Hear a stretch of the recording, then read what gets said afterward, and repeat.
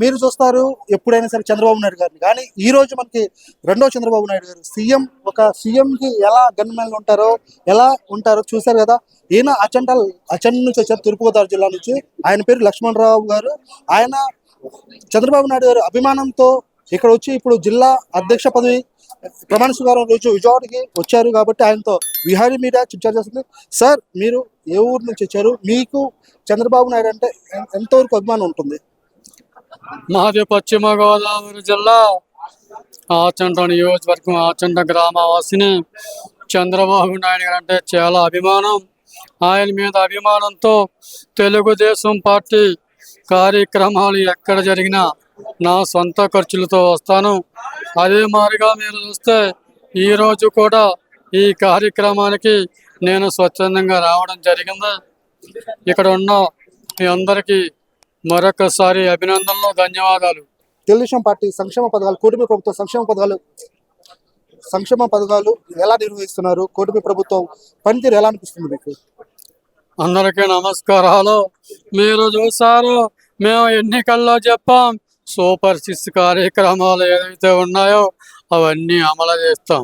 ఇప్పటికే మీరు చూసారు, తల్లికి వందనం. ఒక్కరు కాదు, ఇద్దరు కాదు తమ్ముళ్ళు. కుటుంబంలో ఎంతమంది ఉంటే అంతమందికి అన్ని డబ్బులు ఇచ్చాం.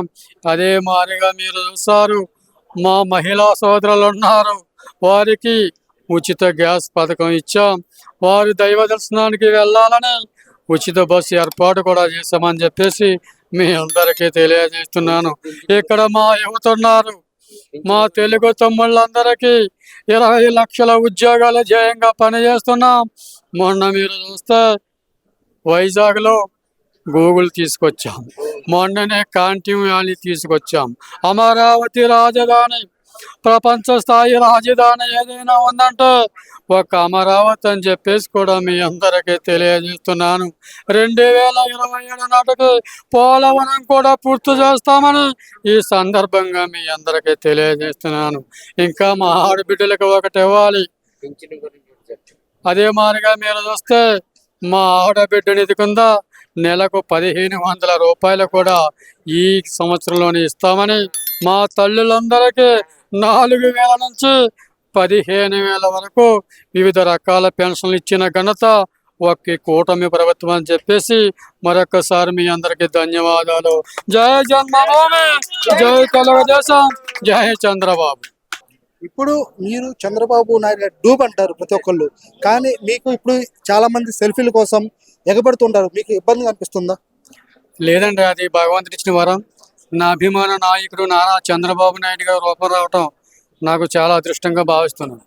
ఇప్పుడు మీరు మహానాడు కానివ్వండి, లేకపోతే గ్రామం మండల జిల్లా అధ్యక్ష పదవిలోకి ప్రమాణ స్వీకారానికి వచ్చేటప్పుడు మీకు మీ సొంత ఖర్చులతో వస్తారా? ఇప్పుడు మీకు ఒక నలుగురు టీం ఉన్నారు, ఈ నలుగురు టీం కూడా మీరు ఆర్థికంగా మీరు నిలబడి ఉండే వీళ్ళకి డబ్బులు ఇస్తుంటారా? కొన్ని దిక్కుల్ని టీము వాళ్ళే అరేంజ్ చేస్తారండి, కొన్ని సందర్భాల్లో నేను కూడా అరేంజ్ చేసుకుంటాను. ప్రస్తుతానికి ఇక్కడ అయితే వాళ్ళే టీం అరేంజ్ చేశారు, వారికి ధన్యవాదాలు తెలియజేస్తున్నాను. ఓకే, ఇప్పుడు మీకు ఇలా వస్తూ ఉంటే మీకు ఆర్థికంగా వాళ్ళు ఏమన్నా సపోర్ట్ చేస్తుంటారా? మీరు చంద్రబాబు నాయుడు గారు కూడా అంత ముందు కలిశారు కాబట్టి మీ యొక్క బాధలు సాధలు అనేది ఆయన తెలియజేశారా? ప్రస్తుతానికైతే ఆర్థిక పరంగా ఎవరు హెల్ప్ చేయట్లేదు. నేను మరి లోకేష్ గారిని కలిసినండి ఈ మధ్యకాలంలో 2-3 సార్లు కలిశాను. సంస్కృత విభాగంలో ఇమ్మని పార్టీ కార్యక్రమాలన్నీ చేస్తున్నాను. అందరూ చాలా చక్కగా అభినందిస్తున్నారు, చక్కగా ప్రజలందరూ సంతోషపడుతున్నారు. మీరు చూసి ఉంటారు, పథకాలన్నీ చక్కగా వివరిస్తానండి. మరి ఎందుకు మీ ఇంత నిమిత్తమో మరి ఇప్పటివరకు కూడా నాకు ఆ అవకాశం కల్పించలేదు. ఈసారైనా నా శ్రమను, నా కష్టాన్ని గుర్తించి, నా ప్రతిభను గుర్తించి గౌరవనీయులైన నారా లోకేష్ గారికి, రాష్ట్ర ముఖ్యమంత్రి చంద్రబాబు నాయుడికి విజ్ఞప్తి చేస్తున్నాను. సార్, మరి మీరందరూ నేను ఎంతో కష్టపడుతున్నాను. మీరు ఎటువంటి భేదం లేకుండా నాకు సాంస్కృతిక విభాగంలో మరి అవకాశం కల్పించాలని మరొకసారి మీ అందరికీ తెలియజేస్తున్నాను.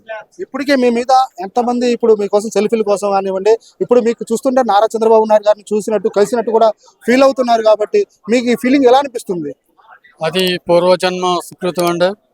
చంద్రబాబు నాయుడు గారి రూపం రావడం నాకు చాలా సంతోషం.